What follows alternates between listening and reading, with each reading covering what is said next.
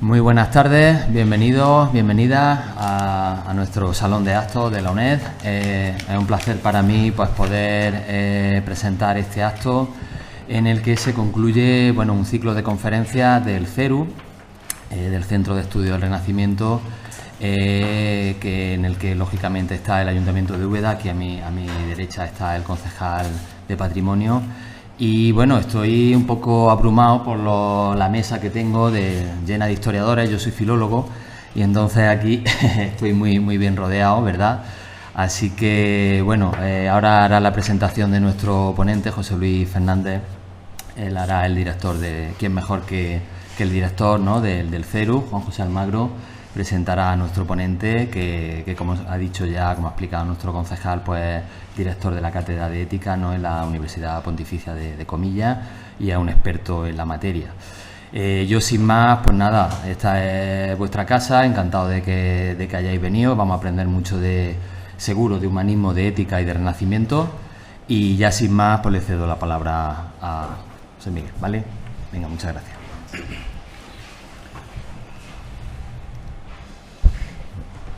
Buenas tardes a todos. Desde el Ayuntamiento de Úbeda, trasladar nuestro agradecimiento por su asistencia a la presente conferencia que a continuación impartirá José Luis Fernández, catedrático de Filosofía y director de la Cátedra de Ética de la Universidad de Comillas. Y por supuesto también aprovecho para trasladar mi agradecimiento a José Luis por su colaboración y predisposición con la Concejalía de Patrimonio Mundial, con el Centro de Estudios del Renacimiento en Úbeda, porque realmente su presencia lo que hace es dignificar aún más, si cabe, la programación cultural de nuestra ciudad.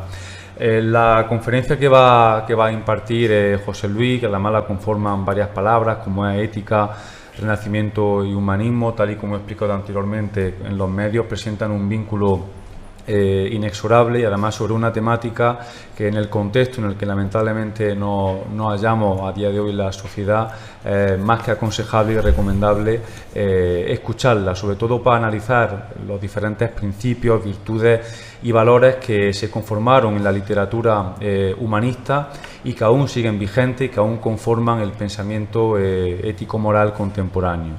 Por tanto, insisto que creo que nos encontramos ante una conferencia muy recomendable de escuchar, y especialmente, insisto, en el contexto en el que nos encontramos. Yo también quiero exponer que con esta actividad, con esta conferencia que va a impartir a continuación José Luis Fernández, finalizamos el curso académico 23-24 del Centro de Estudios del Renacimiento. Es la última actividad que vamos a realizar. La próxima ya será evidentemente a partir del mes de septiembre, y yo quiero agradecerle a todos ustedes su asistencia y también el apoyo que hemos tenido por su parte en todos estos meses.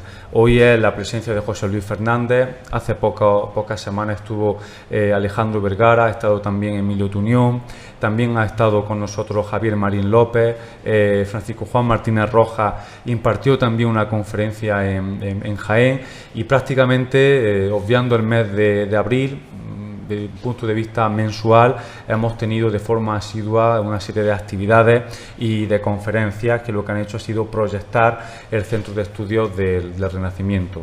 Por tanto, yo quisiera agradecerles desde la Concejalía de Patrimonio Mundial e Innovación del Ayuntamiento de Úbeda su apoyo, su presencia, no únicamente en esta iniciativa, sino también en todas las que han conformado el Centro de Estudios del Renacimiento. Y también aprovecho para trasladar mi agradecimiento personal a Juanjo Almagro por el extraordinario trabajo, por la gran labor que ha desempeñado y desempeña en pro no únicamente de lo que es el Centro de Estudios del Renacimiento, sino de la programación cultural ubetense. Por tanto, insisto que muchísimas gracias y pues nos vemos en la próxima.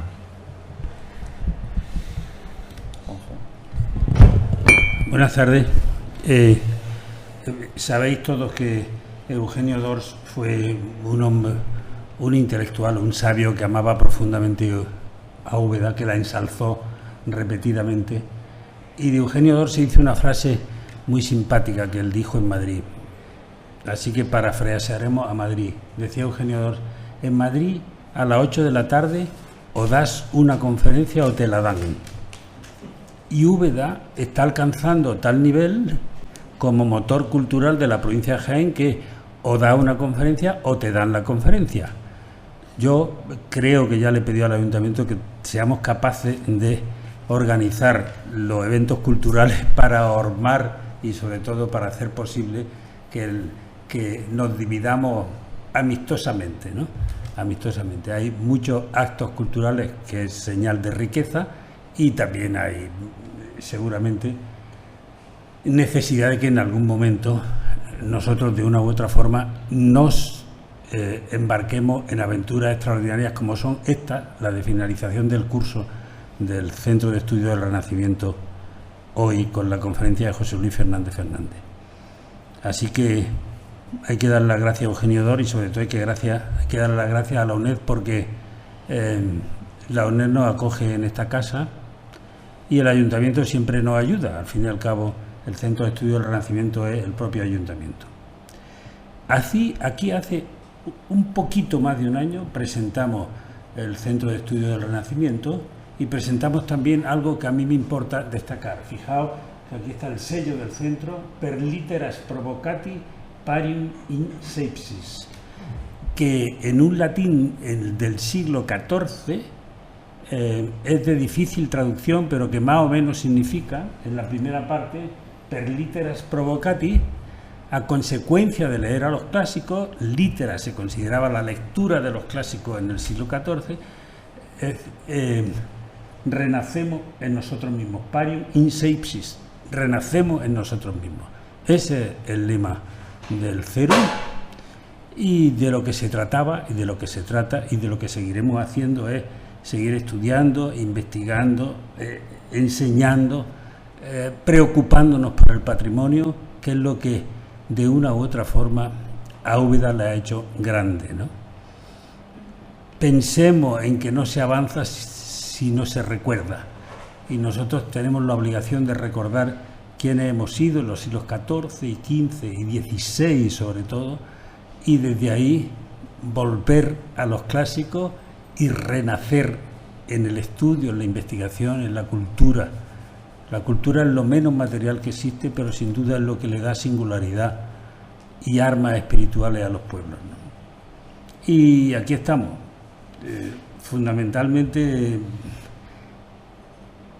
para contaros que, como ha dicho José Miguel Game, el concejal de Patrimonio, el Centro de Estudios del Renacimiento ha hecho 21 actos en un año, fundamentalmente conferencias y algunas presentaciones. Hemos presentado el CERU en Jaén, hemos presentado el CERU en Madrid y hemos presentado el CERU en Murcia. Nos falta presentarlo en Salamanca y lo haremos con una exposición que se inaugurará el 15 de julio y hasta octubre con la famosa colección que tenemos de estampas de los siglos XVI, originales del XVI, los grabados que se pusieron en el Hospital de Santiago hace un año. Y después de eso, de estas 21 enseñanzas, nos estamos preparando y creo que haremos pocas cosas salvo preparar muy especialmente el Congreso Internacional Andrés de Vandelvira, que se celebrará el 30 y el 31 de enero del año próximo.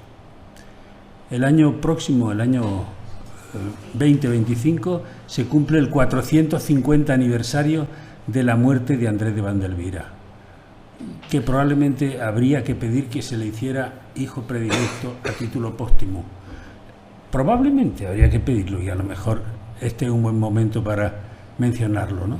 Pero hacer a Andrés de Vandelvira, que tanto contribuyó a la hermosura de esta tierra, nos va a hacer que este Congreso Internacional, que está prácticamente cerrado, se inaugure con una magna conferencia de Antonio Muñoz Molina y se cierre con una conferencia del catedrático de la Universidad de Jaén, que es al mismo tiempo director de la cátedra Andrés de Vandelvira, y con multitud de personalidades del mundo de la cultura, catedráticos franceses, catedráticos de Valladolid, catedráticos de Madrid, catedráticos de 1000 sitios, mezclándolo también con algo que nos parece muy importante, y es que seamos capaces, entre todos, de poner en valor la figura de una persona seguramente irrepetible, ¿no?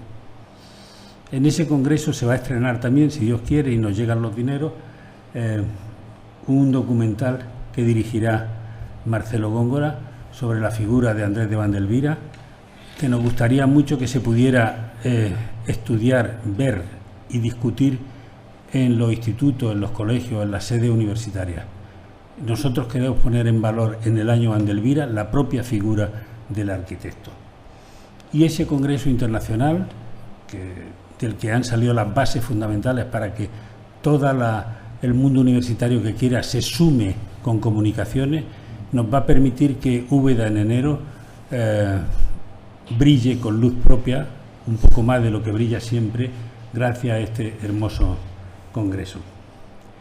Y para finalizar el curso, el servidor le pidió a un amigo, que es este señor que está aquí al lado, que es filósofo, sabio y torero, las tres cosas. Eso es torero porque le gusta mucho, y es posible que esta tarde hable en términos taurinos en algún momento, estoy seguro que lo hará, pero es filósofo, es doctor en filosofía, catedrático, director de la Cátedra de Ética de Comillas y una personalidad en el mundo de la ética en España y fuera de España.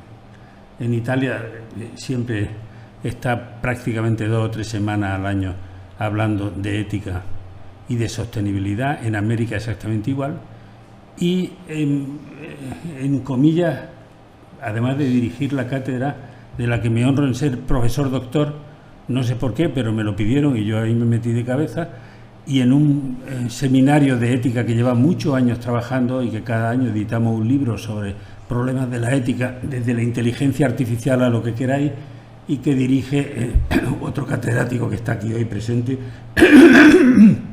Juan Benavides, que es de los Benavides de Villanueva, que de una u otra forma contribuyeron a hacer la SAFA en Úbeda, ¿no?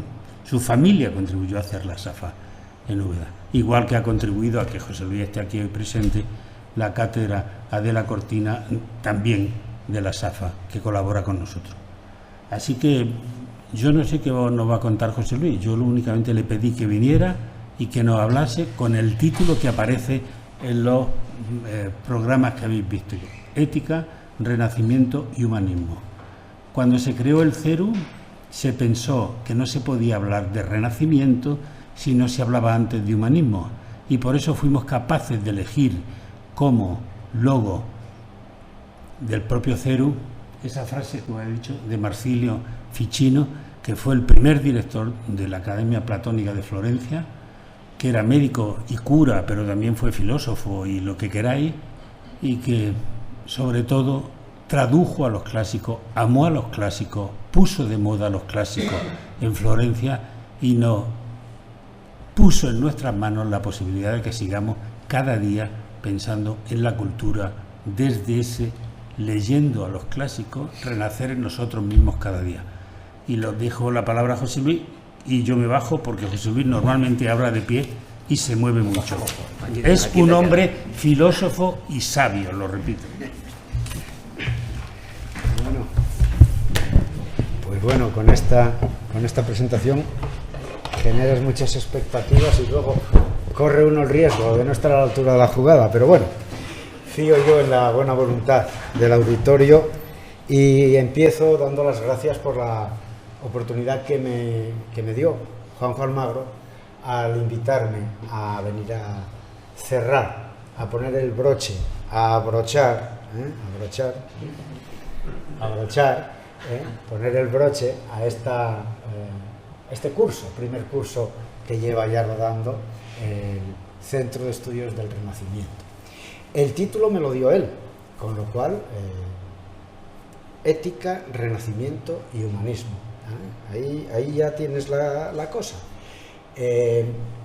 Sobre esas tres, con esos tres ejes, es decir, tú, a la profunda, a la altura y a la longitud, pues tú dices, bueno, vale, pues puedo jugar con estas tres dimensiones, con estos tres parámetros y estructurar una reflexión que a mí mismo me dé que pensar y que a mí mismo me sirva de acicate para seguir trabajando en la cabeza de esto.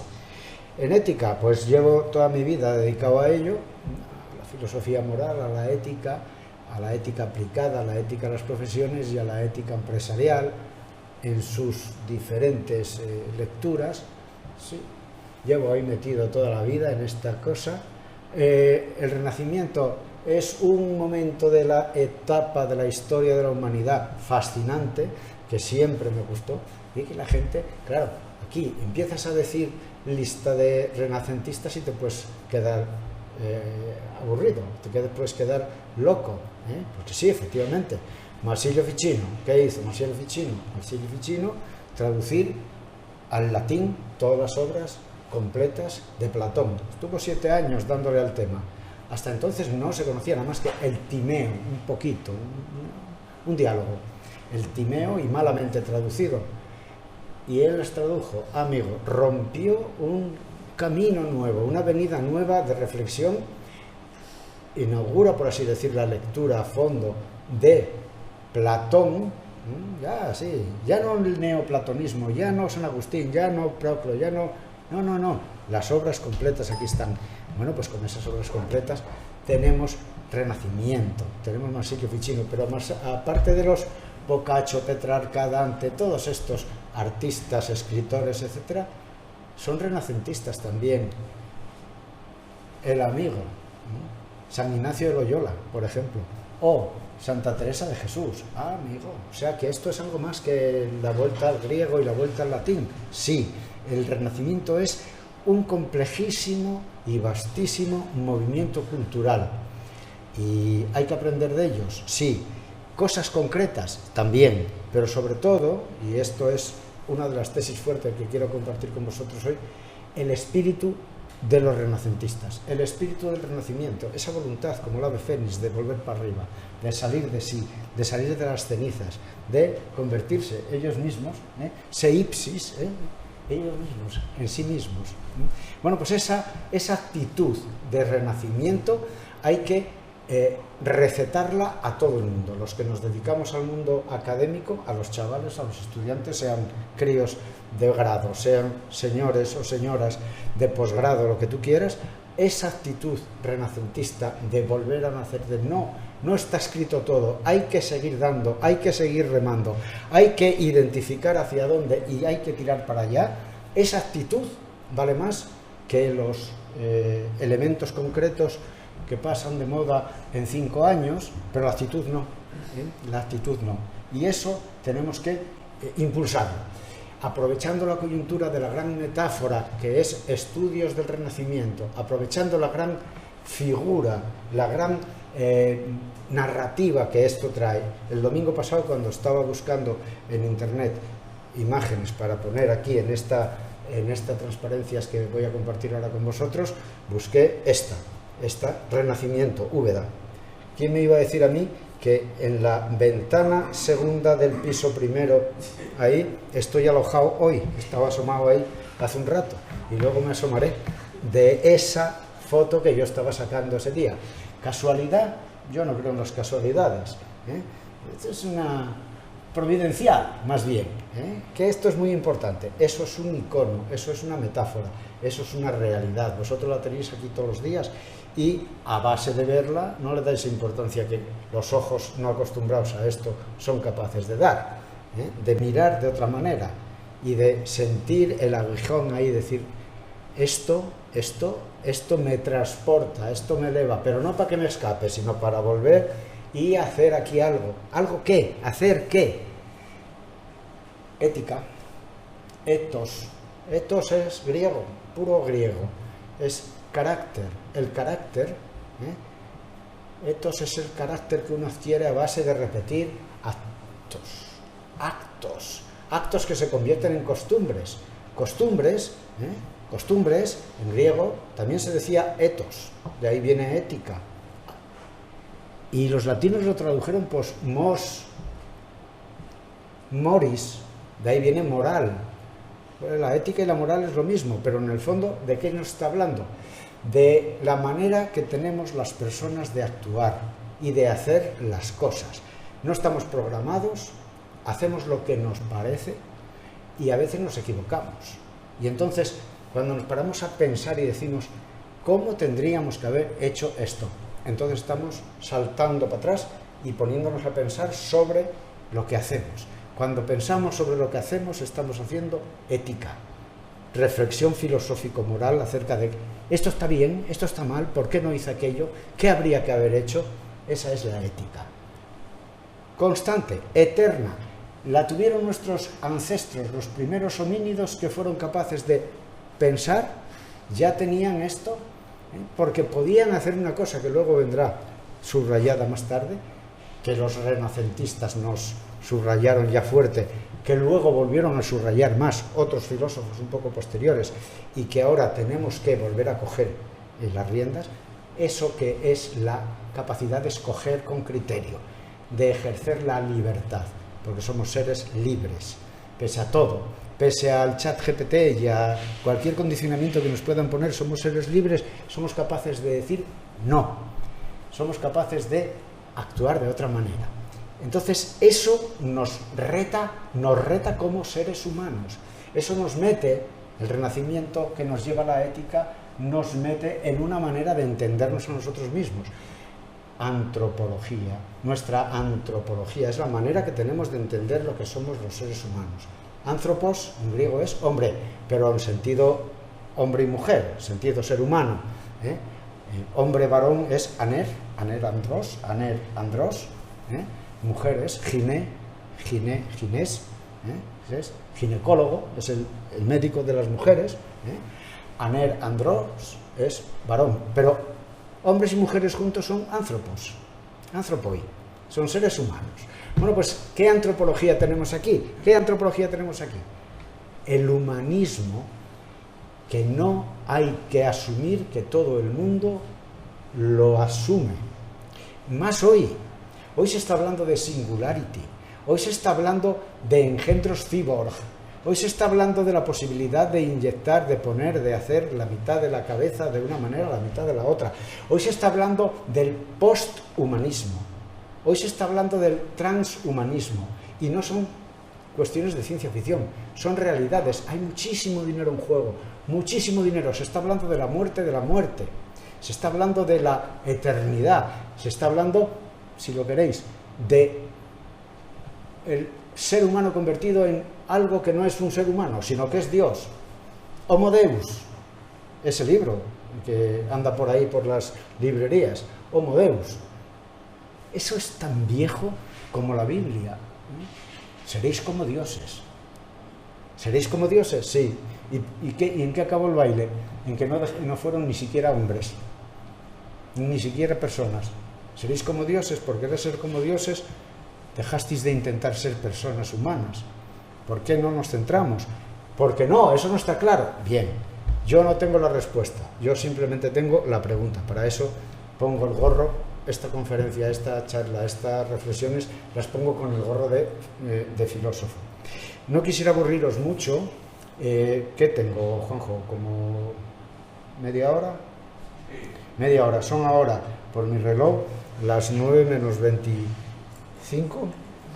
Las 9 menos 25, para las 9 y 5 acabo. ¿Vale? A las 9 y 5 acabo. Y entonces, aparte de coger esa foto de Úbeda, del Renacimiento, cogí al David de Miguel Ángel. David de Miguel Ángel. ¿Quién se cree que esta foto es David de Miguel Ángel? Este es el dios Apolo. Este es Apolo. No es el hijo pequeño que andaba atrás de las ovejas y las cabras de Jesé, los hermanos bien guapos, bien plantados. Y a ninguno de esos hermanos llegó y le ungió con el aceite Samuel. No. Aquí al pequeño. ¿Y cómo era el pequeño? Pequeño, tan guapo como el David de Miguel Ángel. No. Decían, los medievales pintaban a los santos, a los hombres como santos, y los renacentistas pintaban a los santos como hombres. Aquí tenemos un ejemplo. Cogía porque humanismo, la belleza, hay que ser guapos.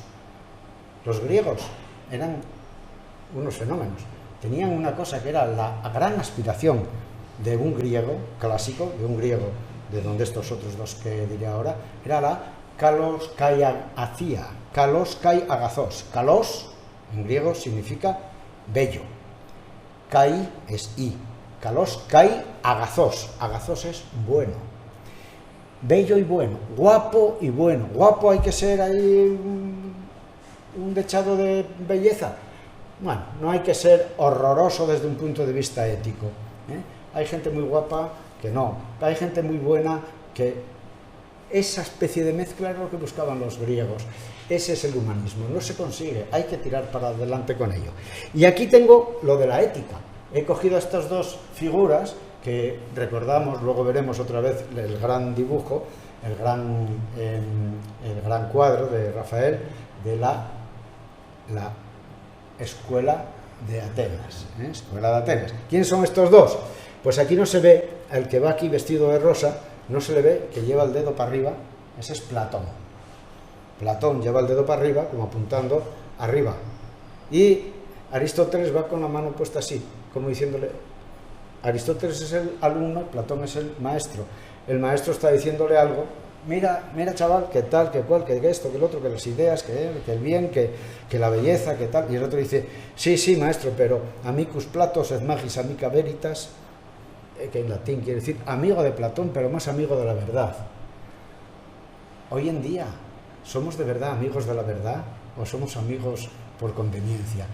Bueno, pues todas estas cosas están implícitas y embutidas en ese término, ¿no? Del Renacimiento, el humanismo y la ética. El profesor mío de historia, cuando yo era joven, decía: la historia no es un queso de bola que se corta.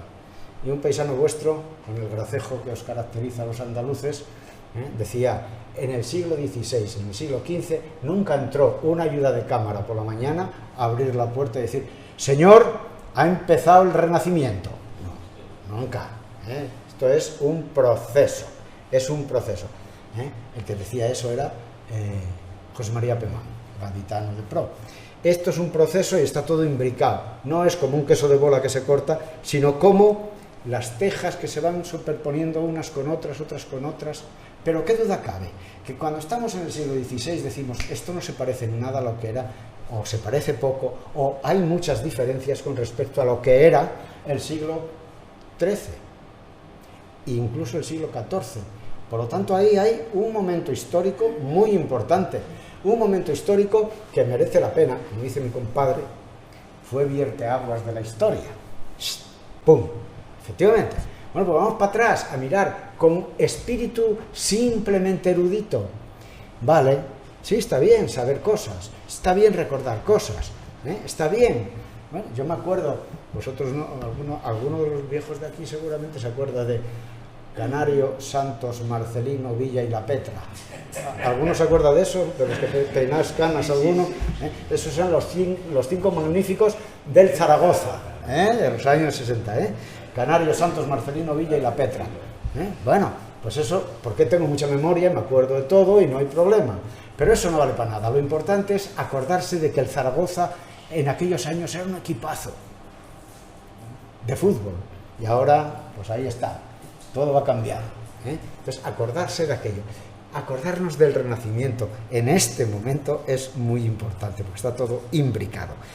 Y que efectivamente era muy distinto a lo que había sido la Edad Media. Tan distinto como se dice que fue, tan diferente como algunos mantienen. Esto era teocrático, ahora es antropocrático. Esto era fe, ahora es razón. Esto era Dios, ahora es hombre.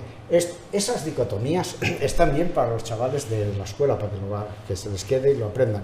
Pero no, eso no tiene un pase. Ese torrón tiene un pase. Eso es mentira. Es un marmolillo que no es así. La historia no es así. Ha habido de todo un poco, y ha habido a veces un poco más y otras veces un poco menos.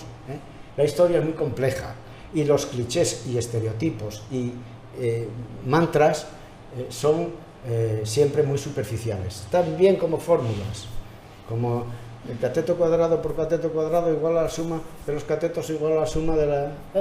¿Aprendes la fórmula? Cateto, cateto, hipotenusa, aprendes la fórmula, pero no sabes lo que dices. Bueno, pero sales del paso y ese es el problema, ¿sí? Bueno, pues aquí, cuando nos paramos a pensar, creamos un centro de estudios del Renacimiento, no es para repetir lo que ya se dice por ahí, sino para aprovechar eso, la catapulta, y usarlo como elemento de reflexión. ¿Cuándo arranca esa nueva etapa? Cuando quieras. Hay mucha gente que dice, no, yo creo que el punto de arranque hay que ponerlo en el año 1440. ¿Por qué? ¿Por qué en el año 1440? Porque un artesano de Maguncia, que se llamaba Gutenberg, ¿qué hizo? Inventó algo que hasta entonces no se había inventado, que eran unas cajas donde ponía las letras y luego las planchas, y así sacaba libros a tutiplén. Porque antes había que el monje pintaba en el scriptorium, no sabía muchas veces ni lo que estaba pintando, pero pintaba en el scriptorium cuando le tocaba, y así que la productividad de un libro tardaba, ni te cuento, en sacarlo, copiar el libro. Pues ahora nada, libros. ¿Y qué significan los libros? Los libros significan que se estampan, y decían los latinos, verba volant, las palabras vuelan, scripta manent, lo escrito permanece. ¿Por qué? Porque yo vuelvo a lo escrito. Ya no me acordaba, pero está escrito, vuelvo a ello.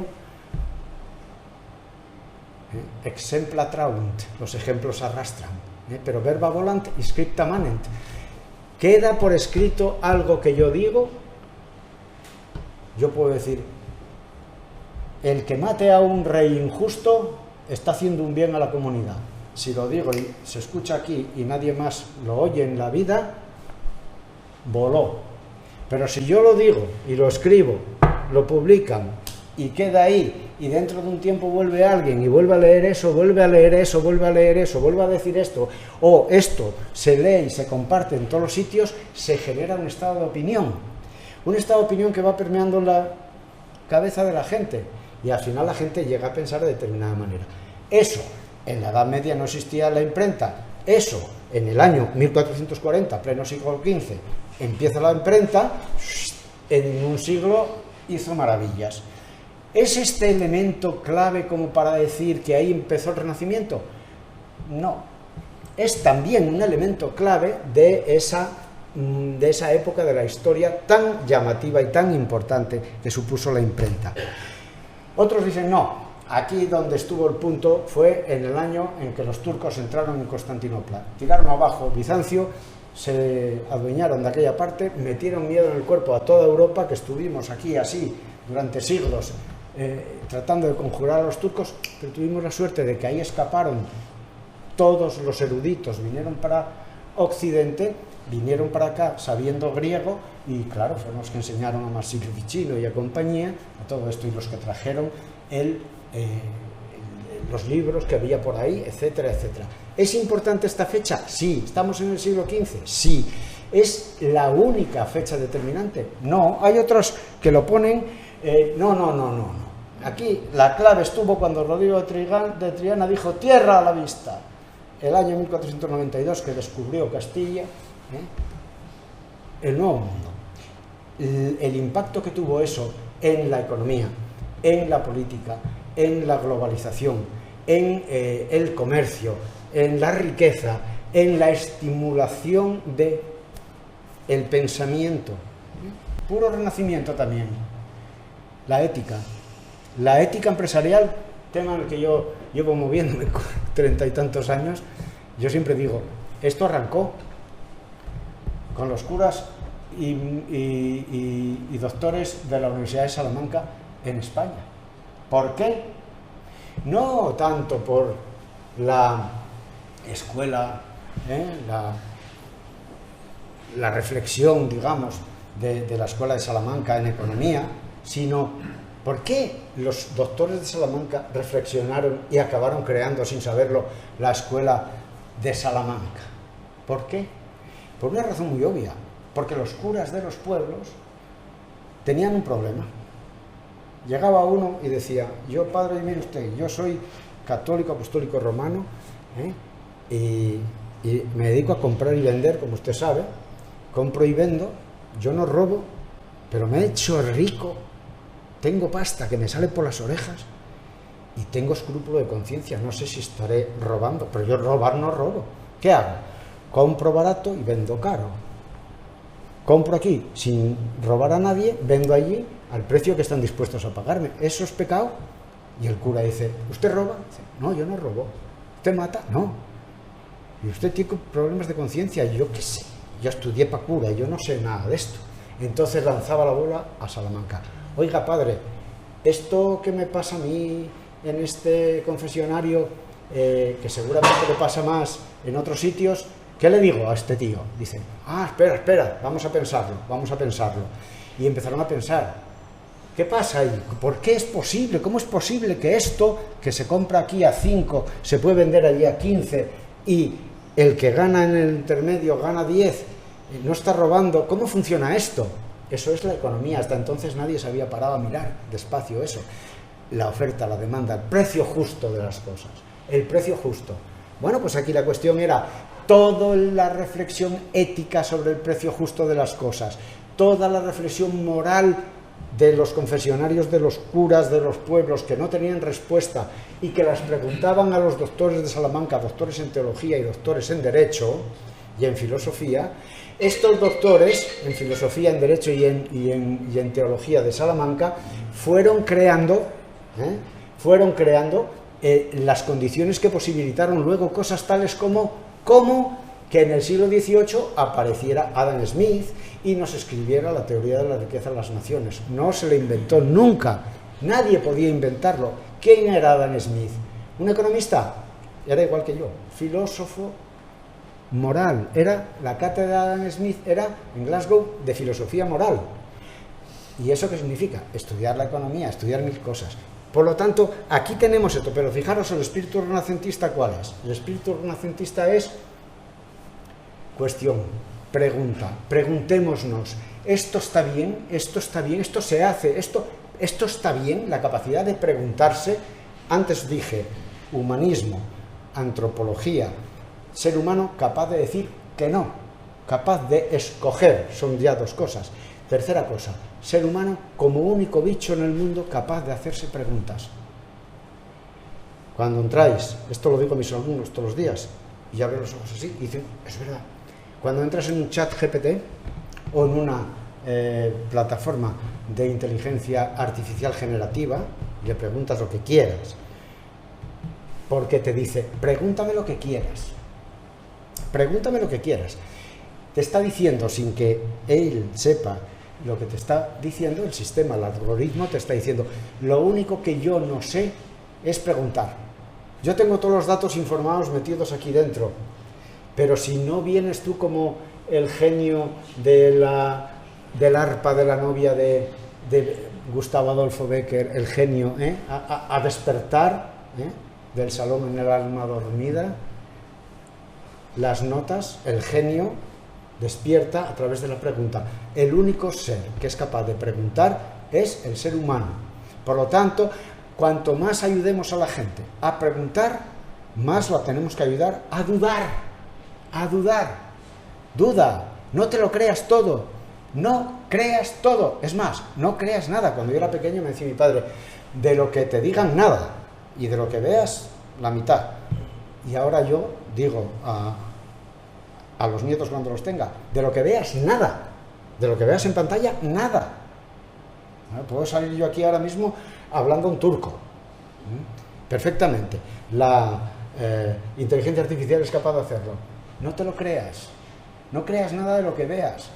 Duda, no porque quieras ser un enfant terrible, no, pero porque lo humano eterno es, en este caso, aparte de ejercer libertad, aparte de pensar por cuenta propia, aparte de dudar, es seguir dándole vueltas a esa pelota con el espíritu y el ánimo que tenían aquellos renacentistas, de decir, bueno, esto será así o no será así.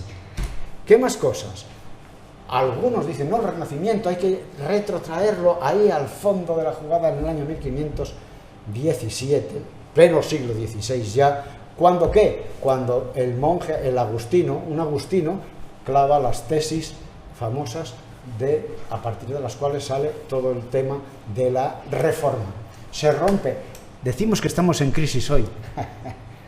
Si conociéramos la historia, no fue crisis la ruptura de la cristiandad en Europa. Eso sí que fue una crisis gorda. ¿Pero por qué rompió en el 1517? Porque estaba madura la cosa para que rompiera. Porque eso no es flor de un día, ni se prepara de la noche a la mañana. La Iglesia había perdido mucha credibilidad en sus tiempos, en el siglo XIV, había ido perdiendo credibilidad. Y en esa caída, en esa pérdida de credibilidad, fue produciéndose esto que los investigadores más conspicuos llaman el otoño de la Edad Media. El otoño de la Edad Media, Huizinga, es un historiador de las ideas holandés muy famoso, escribió este libro, El otoño de la Edad Media, ya tiene casi 80 o 90 años este libro, pero ahí sigue. Esto no es que de hoy para mañana, no, eso fue una transición, y eso arranca la modernidad, renacimiento. Yo siempre lo leo con esa palabra, modernidad. Los seres humanos, para entender las cosas, tenemos que separar y distinguir. No tenemos una capacidad de inteligir de golpe todo. Eso, nuestra mente, nuestra capacidad cognitiva no da para tanto. Nosotros, para conocer, tenemos que separar y distinguir. Esto es blanco, esto es negro, esto es arriba, esto es abajo. ¿La realidad es así? No lo sé. Esos son esquemas que yo uso para entender. Y luego, la razón, eso lo hace la inteligencia, y la razón luego lo que hace es sintetiza contrarios, lo blanco y lo negro junto, y esto y lo otro, y lo arriba y abajo, lo viejo y lo nuevo, todo fluye, pantarrey, decía Heráclito, todo cambia, todo fluye, pantarrey, todas las cosas evolucionan, nadie se mete dos veces en el mismo río. Ese tipo de cosas es lo que nosotros tenemos. Bueno, pues aquí el tránsito de la Edad Media al Renacimiento y siguientes es un proceso. Nosotros ponemos el foco en el Renacimiento, pero el Renacimiento se dispara de una manera muy fuerte. El año 1328, estamos en el siglo XIV, 1328, ahí se pusieron gérmenes suficientes como para que en el 1517 viniera Lutero y rompiera la baraja. ¿Por qué? Mirad, en el año 1328, lo mismo que antes decíamos, Canario, Santos, Marcelino, Villa y La Petra, ahora podemos decir Miguel de Cesena, que era el general de los franciscanos, Bonagrazia di Bergamo, otro fraile de allí, Francesco di Ascoli, Enrique Tilheim y, de extremo izquierda, Guillermo de Ockham. Los 5 eran franciscanos, a cual más echado para adelante. Guillermo de Ockham, en la historia de la filosofía del siglo XIV, ni te quiero contar, el nominalista de los nominalistas, un fenómeno, un crack. Los había llamado capítulo el Papa. ¿A dónde? A Aviñón. ¿Por qué? Porque el Papa estaba en Aviñón. ¿Y por qué estaba en Aviñón el Papa en vez de estar en Roma? Porque había habido ahí una tensión y el rey francés había cogido al Papa, lo había metido tal, lo había trasladado la sede pontificia a Aviñón, y tenía allí un Papa francés rodeado de una curia de cardenales franceses que eran los que mandaban y partían el bacalao. ¿Y qué pasaba? Que, como sabéis, los frailes menores, OFM, los frailes menores, los hijos de San Francisco de Asís, tenían un prejuicio y un escrúpulo de conciencia. Dice, esta iglesia demasiado rica, esto no va con el espíritu angélico, esto no es así, este boato, este lujo, este dispendio. Pero hombre, vamos a ver, si nuestro Señor no tenía dónde reclinar la cabeza, los pájaros del cielo tenían las ramas donde ponerse y las zorras tenían donde meter la guarida, y el Hijo del Hombre no tiene donde reclinar la cabeza. ¿Cómo es esto? Entonces aparecía todos aquellos movimientos de extrema crítica al poderío. Venid para acá, hermanos, que esto es muy peligroso. A ver, a capítulo, aquí, Aviñón, los 4. Miguel de Chesena era el general, para acá, y ahí los tenía. Y a Guillermo de Ockham, que era también franciscano, pero era inglés, este no era doctor, no llegó a doctor, este es el Venerabilis Inceptor. Inceptor, en latín significa que está a punto de terminar el grado, para decirlo así. Faltaba el TFG, le faltaba el TFG. Era venerable, sí, Venerabilis Inceptor, escrito con C. Por cierto, que yo diga Inceptor o Inceptor, esto es puro renacentista. Los renacentistas, si realmente volvieron al tema del latín clásico, fue porque estaban hasta la gorra del barbarismo, del latinajo, del latín mal hablado y del latín mal escrito de los siglos XIII, XIV, XII, XI, de la escolástica, de aquellos textos que no había quien los tragara porque era un latín horroroso. Y aquí lo que se trata es de hablar latín ciceroniano, y aquí solo para los que hablamos este latín es para los que tal. Bueno, pues eso es así, pero el amigo Guillermo de Ockham lo llamaron a capítulo, ¿por qué? No porque estuviera diciendo cosas como los frailes en el continente, de que había que ser más pobre y más humilde. No, a este le llamaron a capítulo porque decían, venga usted para acá, que esto que usted dice, estas tesis que usted mantiene en filosofía, esto de la navaja famosa, de que no hay que apuntar cosas ahí, esto de que usted dice que esto, robar es malo, porque la ley de Dios dice que robar es malo, y matar es malo, porque la ley de Dios dice que matar es malo. Usted dice que si Dios hubiera querido, matar sería bueno y robar sería buenísimo. Esto que usted dice, venga usted para acá y cuéntemelo, venga para acá porque esto es herético. Dice, y llega el otro y le dice, oiga, mire, sí, claro, ¿usted qué quiere? Dios dice que matar es malo, pero si mañana se levanta y dice, matar es lo mejor que se puede hacer, ¿quién le va a toser a Dios? ¿Tiene más talento? ¿Quién más? ¿Es que Dios no puede hacer lo que quiera? ¿Es que usted le quiere quitar la libertad a Dios? Oiga, padre, oiga, esto es una locura, ¿a dónde va usted? No me cuente eso. A callar. No, entender esto. El buen fraile del siglo XIV dice, queriendo preservar la omnipotencia de Dios, entra en un jardín complicado. Un jardín muy complicado desde el punto de vista filosófico, y es, Dios hace lo que le da la gana, y a nosotros no nos cabe en la cabeza lo que puede hacer, ni lo intentemos. Esto iba contra todo lo que había sido la filosofía. Santo Tomás había dicho, el ser humano, esforzándose mucho, usando la razón, es capaz de entender lo que cree, la fe, y si no lo entiende, lo que tiene que hacer es esforzarse por entenderlo y usar la analogía. Llega Guillermo de Ockham y dice, qué analogía ni qué historias. Nosotros no entendemos nada, la razón nuestra no da para tanto, y cuando choca la razón con la fe, hay que seguir la fe. Inoc tantum fide sabemus. En esto solo tenemos la fe. Fijaros, separó verdades de fe, verdades de razón, mientras que en la Edad Media no, había las dos posibilidades de tal. Ahora hay verdad de fe y verdad de razón. De momento, era católico, era apostólico, era romano, era franciscano, quería preservar la omnipotencia y la fuerza en Dios. Cuando andando los tiempos un poco más allá lleguen y digan, no, Dios es una hipótesis que ya no necesitamos, dirán,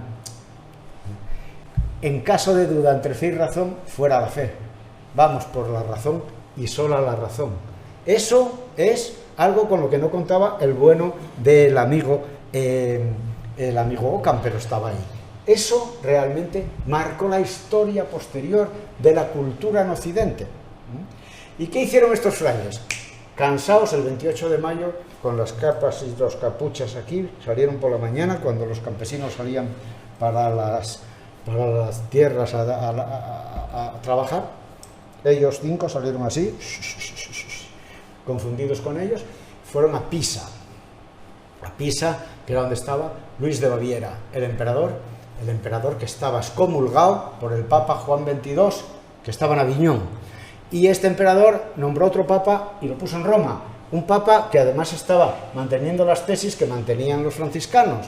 Entonces ahí teníamos un carajal que ni te cuento. Por eso, cuando llega Erasmo dice, mira, esto hay que quitarlo de decir. Y cuando llega Lutero ni te cuento el asunto. Y entonces, ¿qué dice la leyenda? Que llegan a Pisa y el amigo Guillermo de Ockham se tira de rodillas y dice, Imperator, tú me defendas Gladio, ego te defendan Cálamo. Tú me defiendes a mí con la espada, que ya te defenderé yo con la pluma. Bueno, pues esto es lo que había. Todo esto es así. ¿Y qué tenemos? Que, entendido eso, vemos cómo se produce una larguísima deriva humanista que, bueno, en el fondo se caracteriza por la autonomía de lo secular frente a lo clerical, frente a lo religioso. De poner a Dios en el centro, ponemos al ser humano en el centro. Pero ojo, insisto, esto lo vemos nosotros ahora a toro pasado. Cuando estaban haciéndolo no lo sabían. Lo mismo que el que iba a la guerra de los 30 años no sabía que estaba yendo a la guerra de los 30 años. Esto lo vemos nosotros ahora. Y sí, a toro pasado somos todos manolete, que decía el otro, ¿no? Pues aquí está la cosa. Pero es verdad, del teocentrismo y la fuga mundi, el huir del mundo, a el antropocentrismo. Del realismo, yo puedo conocer con mi razón las cosas, y la metafísica, eso típico, no, yo no puedo conocer las cosas, yo lo único que conozco son las representaciones que yo tengo de las cosas. Yo no conozco esto, yo conozco la representación que yo hago de esto. Yo nunca puedo entender las cosas en sí, solo capto fenómenos. Por lo tanto, yo no sé qué hay. Desconfío de mi razón. Y entonces, si desconfías de la razón, ¿qué? ¿Hay algo de verdad serio, riguroso, eterno, permanente, compartido por todos o no? Si no hay, entonces ¿qué? Arbitrariedad, relativismo y, como dicen los alemanes, Faustrecht, la ley del más fuerte. Ostras, cuando decimos eso nos asustamos todos un poco. Y no, para el carro, vamos a pensarlo. Eso de vamos a pensarlo es así. Bueno, pues de ahí se nos fue la cosa, nos pasamos de frenada y de qué bonito, vamos a quitar los curas, vamos a quitar todas estas historias, vamos a poner esto en su sitio, vamos a apostar por el ser humano. Bien, pero sigamos dudando hasta de nosotros mismos, porque si no, mira lo que pasa. Te pasas de frenada y llega un señor en el siglo XIX, que es donde termina este proceso renacentista, está más acotado, pero la inercia sigue. Llega un señor, un filósofo alemán de la izquierda hegeliana, que se llamaba Ludwig Feuerbach, y escribe un libro, Das Wesen des Christentums, la esencia del cristianismo, y dice, cuando yo era chaval lo leí, dice Homo homini Deus. Homo homini Deus. Esto sonaba a aquello que Hobbes había escrito, Homo homini lupus, el hombre es un lobo para el hombre. No, aquí es Homo homini Deus, el hombre es el Dios del hombre. Dios es un producto humano. Después de él viene Marx y dice, y la religión, uno constructo de los seres humanos. ¿Para qué construyen los seres humanos la religión?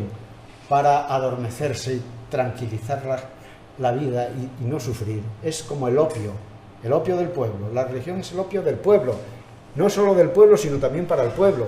Bueno, pues esto, homo homini lupus, pero llega un momento en que la cosa dice, ¿cómo? Ahora ya el hombre no es ni siquiera el Dios del hombre, ahora el hombre es un ser que hay que quitar de en medio. Nietzsche, que es el que remata la jugada, hablaba del Übermensch, el superhombre. Übermensch, el superhombre. El superhombre. Bueno, ¿y a dónde nos llevó el superhombre? Al siglo XX. ¿Y a dónde nos llevó la razón ilustrada? Al siglo XX. ¿Y a dónde nos llevó el siglo XX? A Hiroshima, a Nagasaki, a los gulag, usando la cabeza y la razón y las luces. Hemos quitado a Dios, hemos puesto a la diosa razón. La Revolución Francesa la ha jaleado todo lo que ha querido. Y para ese viaje, esas alforjas, y hemos llegado donde estamos, siglo XX, ¡ay! llegan los italianos a finales del siglo XX y dicen, no, hay que acabar con la modernidad, somos postmodernos. Ya, la modernidad se acabó, ahora entramos en la postmodernidad y en ese momento estamos aquí nosotros. Y entonces ahora la cuestión es, ¿qué hacemos? No tengo la respuesta y no quiero continuar dándoos la tabarra con esto, pero yo sí digo, y con esto en 3 minutos más cierro, no quiero daros la lección de filosofía que viene después de esto, pero que con haber compartido con vosotros estas inquietudes y dejar el toro en suerte para que lo lidéis vosotros luego es suficiente. Fijaros, ¿qué tenemos que hacer aquí? Yo insisto, renacer desde la ética otra vez, con las preguntas del millón y la reflexión. Ahí están sentados, aparte de los maestros que vienen por camino, Platón, veis con el dedo para arriba, y Aristóteles con la mano para abajo, ahí está Arquímedes, ahí están sentados por aquí, por ahí, tanto los presocráticos, todo el mundo ahí sentado. Bueno, pues esa escuela otra vez, esa escuela de Atenas, pero crearla en Úbeda, o impulsarla desde Úbeda, para pensar a propósito del renacimiento y lo que esto significa, cómo somos capaces de renacer, y usando la cabeza bien usada. Este señor, que se llamaba David Hume, tiene un libro que se llama Tratado de la Naturaleza Humana, es un gran tocho, con 3 libros, libro 1, libro 2, libro 3. Saqué la foto esta, el Tratado de la Naturaleza Humana, libro 3, David Hume dice, pero vamos a ver, del Renacimiento para acá tenemos toda la ética, y del Renacimiento para atrás también tenemos toda la ética. Ahí tenemos a Aristóteles, a Platón, a toda esta gente, todos los filósofos morales, renacentistas, posteriores, cartesianos, racionalistas, todo el mundo empieza a hablar de cuestiones de ética. Y cuando está diciendo, utiliza el es. Y de repente se produce una falacia en lógica es cuando das un salto ilegítimo. Vas diciendo esto es, luego debe ser. ¿Cómo pegas el salto del ser al deber ser? Eso es una falacia. Esto es, sí, pero debe ser, no, eso es otra cosa. Esto que dijo Hume, a mí cuando yo era chaval y lo leí, me dejó descolocado. Digo, o sea, toda la ética no sirve para nada. Todo lo que se escribió, todo lo que escribió Platón, Aristóteles, Santo Tomás, San Agustín, todos los renacentistas, Erasmus de Rotterdam, no sirve para nada. Y yo decía, nada de lo que escribió Descartes, nada de lo que escribió Hobbes, y llega Hume y dice esto, rompe la bolera, tira abajo todo. Es que me decía también, es que tú dices que la bola roja golpea a la blanca y la blanca sale para allá, luego la causa de que la blanca salga para allá cuando le golpeas jugando al billar es la bola roja que le da. No, tú no ves la causa, tú ves que la bola roja llega, choca contra la banca sale. Tú lo que no ves es la causa, tú ves 2 cosas que siguen en el tiempo, pero nada más. ¿Tú crees que el sol saldrá mañana? ¿Por qué? Ya, porque lo viste salir muchas veces, sí, pero ¿quién te garantiza que sale mañana? Va a salir, pero no sabes. Otra vez, la razón no te da para tanto. Pero tienes que creer que va a salir mañana. Fe, la fe racional. Bueno, pues este pavo, cuando cambió esto, realmente despertó del sueño dogmático a Kant. Y con esto cierro. Despertó del sueño dogmático a Kant. ¿Y qué dijo Kant? Tiene razón Hume. El salto falaz del ser al deber ser nos obligará a repensar la ética. El salto falaz nos obligará a repensar la ética. No podemos decir que algo debe ser partiendo de lo que es. Eso es sociología pura. La ética es otra cosa. Es la obligación. Y entonces, que fue uno de los más listos de la clase también, tiene al final de una de las obras más famosas de la historia del pensamiento, se llama La crítica de la razón práctica, dice él: 2 cosas llenan el ánimo de admiración y respeto, siempre nuevas y crecientes cuanto con más frecuencia y aplicación se ocupa de ellas la reflexión. El cielo estrellado sobre mí y la ley moral en mí. ¿Eso qué quiere decir? Que cuando miro para el cielo estrellado y digo, mira, estrellas, galaxias, miles y millones de puntos por ahí, miles, y además en expansión, un Big Bang y expansión, y yo aquí, voy a estar aquí, ¿cuánto? 105 años como mi tía Leonides, que era la más vieja de Asturias cuando murió, por mucho que mida yo, 105 años. ¿Y eso qué es comparado con los miles de millones de millones de millones de años? Y cuando yo me muera, ¿qué me van a quemar? Y voy a ser polvo. Polvo será más polvo enamorado, que decía nuestro Quevedo, ¿no? Y yo voy a ser eso, ¿qué? Un punto de polvo ahí. ¿Qué soy? Nada, soy despreciable. ¿Ser humano qué es? Nada.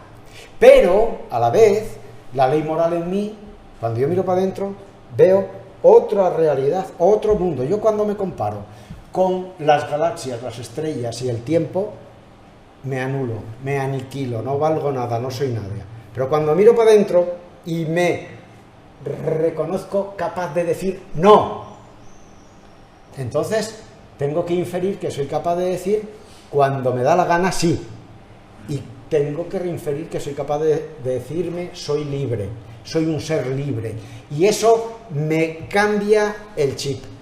Si cuando me comparo con aquello soy nada, cuando miro para adentro soy infinito. Pues el ser humano es las dos cosas, pertenece al reino de lo físico y está sometido a la causalidad, y pertenece al reino de lo espiritual y está sometido a la libertad, y para eso necesita repensar la acción, y la ética viene a ser el punto clave. El amigo Kant, ya sabéis, nos contó lo del imperativo categórico, dice, mira, yo no te puedo decir qué tienes que hacer, te puedo simplemente dar una fórmula para que tú la apliques, y la llamo imperativo categórico. Tiene tres maneras de formular, pero voy a deciros solamente dos. La primera es: trata a la humanidad tanto en tu persona como en la persona de cualquier otra persona, siempre como un fin al mismo tiempo y nunca solamente como un medio. ¿Y tú piensa eso? Esto está bien, esto es justo, esto es correcto, aplica eso. Estás tratando a las personas y estás tratándote a ti mismo como un fin a la vez que como un medio. Ya sé que nos tratamos todos a todos como medios. Cuando coges un taxi, el taxista es el medio, no te interesa cómo se llama ni a qué se dedica. Llévenme al aeropuerto. Es un medio, pero a la vez es un fin. Tienes que tratarlo como una persona también. Ese es el imperativo categórico. Y a ti mismo también, tienes que tratarte bien, porque si te maltratas estás atentando contra la ética. Y luego la otra es: actúa de tal manera que puedas querer que la máxima de tu actuación se convierta en ley universal de la naturaleza. Es decir, puedes universalizar esto que tú estás haciendo ahora y que puedes hacer y que te interesa a ti a corto plazo. ¿Podrías quererlo que todo el mundo lo hiciera? No.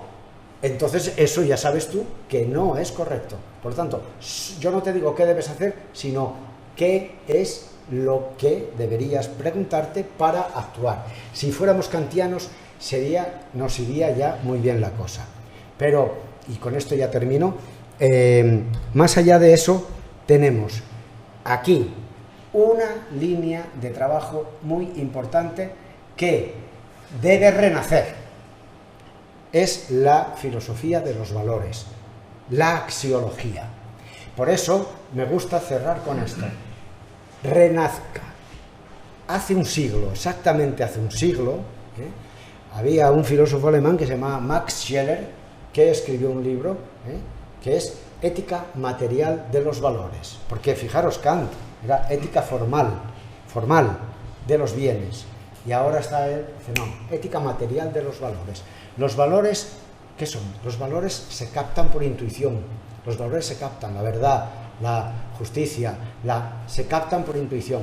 Y construyó una obra maravillosa que es la ética formal de los... ética material de los valores. Ética material de los valores. Y dice, mira, hay valores de distintos tipos. Están los valores económicos, lo útil. Están los valores éticos, lo bueno. Están los valores estéticos, lo bello. Y están los valores trascendentes, ascéticos o religiosos, lo santo. En ese ámbito de lo útil, ahí nos la jugamos, en economía, en todo lo que tú quieras. Lo útil. En lo bueno está la ética. En la estética está lo bello. y arriba del todo está lo espiritual, lo santo, lo trascendente. Y él, como el año 1923, cuando escribió ese libro, hace ahora 101 años, era creyente y era teísta, decía, y esto va de arriba.